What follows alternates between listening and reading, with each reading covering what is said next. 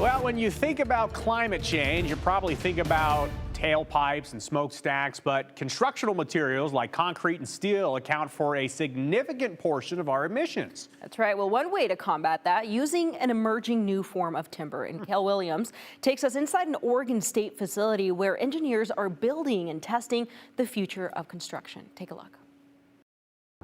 On the eastern edge of the Oregon State campus, in a nondescript building next to a dairy barn, the future of eco-friendly construction is taking shape. This will be a foundation beam. That's Mark Gehrig, Coming south this way.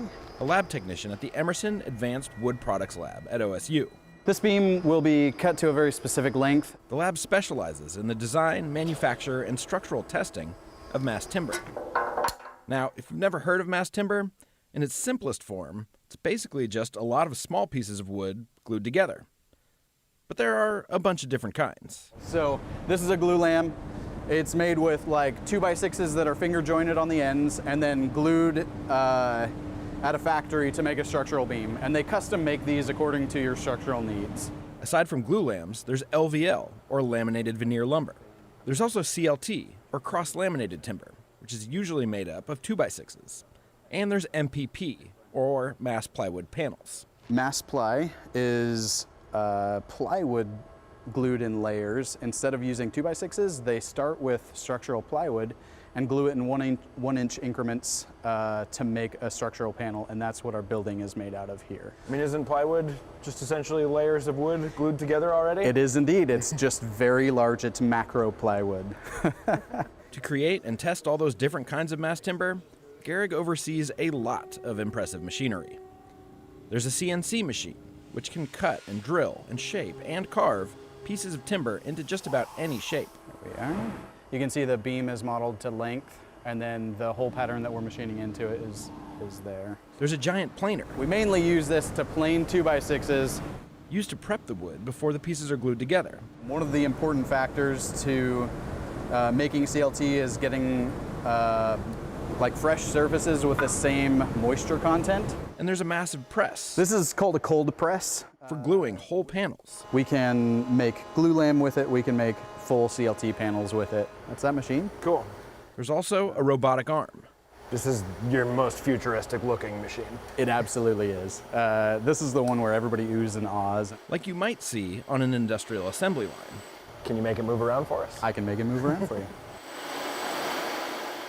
And that's only half the lab. So this is the structural testing bay of our Emerson Advanced Wood Products Lab. And so here we look at the performance of wood products that are going to go into buildings.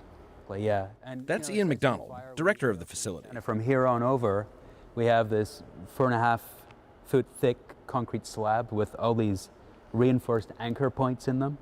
And then we've got a similar pattern on the wall there, which is also about 4 feet thick. Engineers can bolt their creations to the floor or wall so that they can simulate real-world stresses like a roof loaded with snow, a windstorm, or an earthquake. Yeah, so what we're seeing here is these are the hydraulic actuators that are used to exert the forces to simulate either earthquake motions or just gravity motions. The lab is big enough that they recently built a full 3-story structure. Then they covered it in sensors and started pushing on it using the actuators, which can produce up to 600,000 pounds of pressure. The results tell the engineers whether the test structures can stand up to the forces they would encounter out in the real world. Sometimes it's a whole building that we've erected in here. We have the space to do that in here. Sometimes it's just an element, like a floor panel or a wall or a corner section. Now, mass timber has been around for a while, but it's gotten new life recently as builders and engineers have looked for greener alternatives to traditional building materials like steel and concrete. And you might not know a mass timber building just from looking at it. There are several around Portland that look a lot like their concrete and steel counterparts. But making concrete and steel produces a ton of carbon dioxide. And after water, concrete is the most consumed material on the planet. As the human population grows, There's, I think, the equivalent of a city the size of New York going up every month in the world. That's the level of urbanization we're facing. and the effects of climate change come into sharper focus, mass timber offers some stark advantages. Wood is a renewable material, right? So solar energy is how trees grow. There's obviously a an energy cost when you take the fiber out of the forest and you process it into lumber or veneer, or then eventually into mass timber or something like that. But when you compare it to the energy required to produce steel or the energy required to produce cement and concrete, it's greatly lower.